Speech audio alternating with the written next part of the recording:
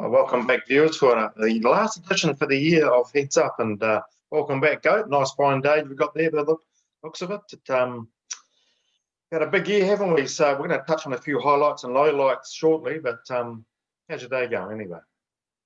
No, very good, Neil. 2020, a year that none of us will forget in a while, but looking forward to the new year. And what a day of racing at Ellerslie tomorrow. 10 races and a lot of black type features. And I would argue the most exciting horse in New Zealand at the moment is going around there tomorrow. I'm sure you can guess who I'm talking about. Sure can. Levante, yeah. She's an excitement machine, and I think she looks poised to win tomorrow. Obviously, she's going to get back and need luck, but we'll touch on that shortly. But last week we had some great racing last week, didn't we? The favourites are winning left, right, and centre, and Te Akau were in charge of most of those favourites that were winning. And I don't think I've ever seen 6 horses trained in a row on the same day. Can you recall anything like that? Not in the thoroughbred code, probably in the harness code, maybe. Yeah. But no, amazing performance by Te Akau and Brando, Amaralina, 2 standouts, I thought. Horses definitely to follow. But yeah, the Zabeel Classic, the Group 1 feature on the day, the pace was okay, probably a bit better than what most people thought. And that allowed Concert Hall to blouse them down the outside, and a well-deserved Group 1 win, and good for a very keen young man who's making his way in the training ranks, Robert Wellwood. Congratulations to him for his first Group 1. And Vinnie Colgan, what a cool, calm, collected rider he is. Well, it's just did everything right. Got out the back, and they did go hard enough. Not hard, but they've been hard enough for her to get home. And but isn't Lux of Fortune in Group 1s? Rock on wood, if he'd got out, I'm sure he would have won the way we know he can sprint. But that's racing, and the Group 1 racing is very tight. I felt Opie got off very light with a late Christmas present, not getting a fine or days off for in a twinkling running in and not stop riding him when he ran in. So anyway, that's racing. So we move on. Okay, so yeah, Jamie, just a terrific trainer, very humble with it too, and just does a wonderful job. So keeps placing them just in the right races at the right time. Great to see. Tomorrow we'll get a few there as well. Yeah, we've talked about it before on this podcast. The placement of horses is the key, isn't it? Knowing what races they will be competitive in and peaking them for those races too. Yeah. And tomorrow we've got a horse that Ken Kelso sort of placed quite nicely throughout her career, just coming through the grades. And she last started at Pukekohe. She was really impressive. And let's have a look at the railway now. What do you think? You think she can win it, or how do you think it's going to pan out?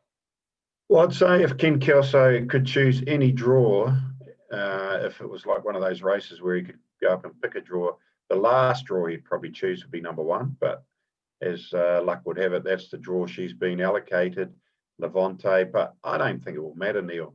I think she'll find a way. When horses are travelling well enough, they generally can find a way to push into the clear. And I think Sam Collett probably won't be going up the inside fence, and she'll be finding a way through horses on the turn and getting to the middle of the track, and she'll just be too good. I just love the way this horse races. Her finishing bursts are electrifying, and at that weight, getting 3.5 kilos off Avantage, she's obviously a very good horse. Yeah. But I just think she'll be winning this race for fun. I can't disagree with it. It's just, I think she'll probably, if she starts like she did at Pukekohe, she's going to be last. And there's only 10 horses in front of her. And Sam knows what she's got under her. And I'm sure that's as a railway. They aren't going to sit back. You know, we've got 2 or 3 summer passages drawn wide out there. They aren't going to go back, snag back and look for cover. They're going to go forward, I reckon. So I think there's going to be a reasonable pace in there. The gaps will appear. And her sectionals at Pukekohe, when she ran 2 sub-11 second 200 metre sectionals back to back down the straight, very few horses can do that, and she did it easily. And she's still on the up. Ken Kelso, top trainer of mares. So Yeah, I think that's the Open one, key. though. I think she's probably improved since that run at Pukekohe. If Yeah. the reports are correct, their exhibition gallop the other day was first class, and she's still on the up. She's, she's only had about 6 or 7 starts, and just gets into this race nicely with the set weights and penalties conditions. And yeah, I just think she'll be too good. 260, I think, is a pretty fair price. I reckon she'll start shorter on the day. Yeah, well, no, I think she will do too. And I was quite lucky. I was able to jump on her before that Pukekohe started. I thought, oh, if she wins this, like I think she will, she's going to drop in price. So, well, some got on at bigger numbers than that, so they're going to be holding on to some big tickets, and the bookies are going to be sweating, I think. So, no, I think only real bad luck will beat us. So, anyway, we've been wrong before, but I think she's going to be a great way to start the year. The other good feeders on there today, we'll put the preview up of those this afternoon so people can see those. But right, last week's question was, what was the only horse to beat Excellent, wasn't it? Yeah, in in New Seville? Zealand in that race happened to be in the Seville Classic, and Excellent was flying home late, but Sir Slick led all the way in that race, and he won that particular Seville Classic. So Sir Slick was the answer. I think, Neil, you said there were 6 smart enough people to know that. Yes, there were. Okay, give me a number between 1 and 6. 2. Brian, well done. Won before, so he's a lucky bugger. So good on you. I'll put your bet up by noon New Year's Day. Okay. Right, new question. New question. There's not the Seville, the railway obviously is centre stage tomorrow. A horse that won 3 railways that we all know, Mr. Tiz. Well, technically, you could argue nearly only won 2.5 railways because one of his wins was a dead heat. And we want to know the horse he dead heated with. And ironically enough, this horse, the colours it wore, were successful during the past 7 days as well. Colours not seen too often on New Zealand racecourses these days. But if you can work out the clues from, work out the answer from those clues, text or email your answer through to Neil, and you could be next week's winner. 027 352 6402 or formpro at formpro.co.nz. Rightio. And before we forget, any sports selection, last week you had Gerwin Price as the darts selection. He's still going as we speak, so hopefully he can keep on winning. He was up a set. I just said he's won the first set, so hopefully he can keep going, and we can keep that selection rolling. Yeah, we won't have any new selections this week. We'll save it for the new year, but hopefully Mr. Price keeps going. He's probably on track to meet Michael Van Gerwen in the final. He looked a bit beatable for sure yesterday, so it's going to be interesting watching the darts anyway over the next 3 or 4 days. Yeah, I was hoping Van Gerwen would get beaten, making it a bit easier for Price to get to that victory dice. But no, if he does win, it's going to be a terrific game to watch. If he gets to the final, well, it'll be great to watch. Right out now, we've got a few highlights and things we want to go over throughout the year, and we'll touch on those. Give us one of your highlights from the year, Goat, something that really tickled your fancy, that got your blood going. Well, I came up with 3 categories, I guess, that I wanted to rack my brain over. And the best meeting of the year, the best performance of the year, and my personal highlight of the year. And I came up with the best meeting was the Karaka Million at Ellerslie in January. This meeting's gone from strength to strength. Obviously, the colour and atmosphere that the Boys Get Paid function adds to that meeting is something to behold. And if you haven't been to a Karaka Million meeting, I do encourage you to get along. It is a great night, 6 races, good racing, great atmosphere, just a real good feel-good atmosphere on track that night. So Karaka Million, my meeting of the year, my performance of the year. Yeah. We've touched on this race already, actually, and your sectional breakdown suggests it's a freakish performance, and that was Levante coming from near last at about the 300 in the Counties Bowl back in November and blousing that field with ease. So within a couple hundred metres, she went from basically last to first with a dazzling turn of foot. So Levante was my performance of the year. And my personal highlight of the year was a rating 65 1400 metre race at Hara, of all places, would you believe, Neil? The last race. But it was a race where a horse called Gerda, who we've got a small share in, saluted fresh up, and it was a very satisfying moment, I have to say, getting that result on that day, and a great ride by Hazel Chauffeur coming through the middle and running away from him, and enjoyed the call of one Tony Lee as well. Yeah, no, it was a great day, great call, and fantastic way to win a race, wasn't it? The way she won. What about you? You've come up with some people you want to acknowledge or recognise for their performances? Yeah, having 3 daughters, I sort of focus on the females and see how they succeed, and it's just great to see. Like Danielle Johnson, she's just been out of this world the way she's been riding, getting all the right rides, obviously, but she gets the wins. She puts them in the right spot. You watch them carefully, especially Opie and Danielle, but I'll put them in the right spots, get them to relax, so they've got as much as possible to give at the end of a race, and they keep it simple. So it's great to see. Chrissy Banbury, the way she started off after lockdown was just so impressive. Winner after winner after winner, just showing you how fit she gets horses. So great advertisement for her training abilities. And Hazel Chauffeur coming through the ranks as a young apprentice, gave it a break, came back after getting a life sorted out, and come back really well. So that's great to see. One of the disappointments was actually last week, Rock on Wood, getting held up in the Zabeel. Had a good whack at him. I thought he was home, but that's racing. Got held up at the wrong time and couldn't get through. Agon winning the 2000 Guineas with Leith Dennis on. That was a terrific one, I thought. Really exciting race to watch. And a sporting highlight, it wasn't a person who won a game, it was actually Rory McIlroy in the Masters. I actually just enjoyed watching him play the Masters on that channel where you watch a group of 4 playing, and I had him in a golf. You had a vested interest, Neil. You had a vested interest.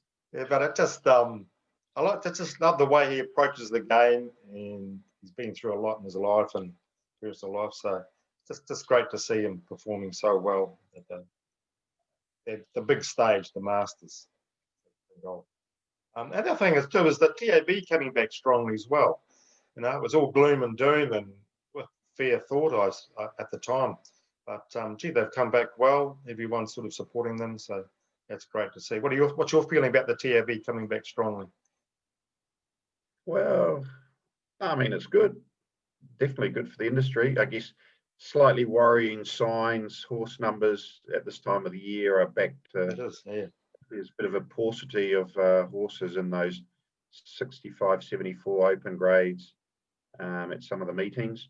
Only 6 races at Hastings on New Year's Day, but I think the vibe out there is still positive. People still want to be involved in horse ownership, racing horses.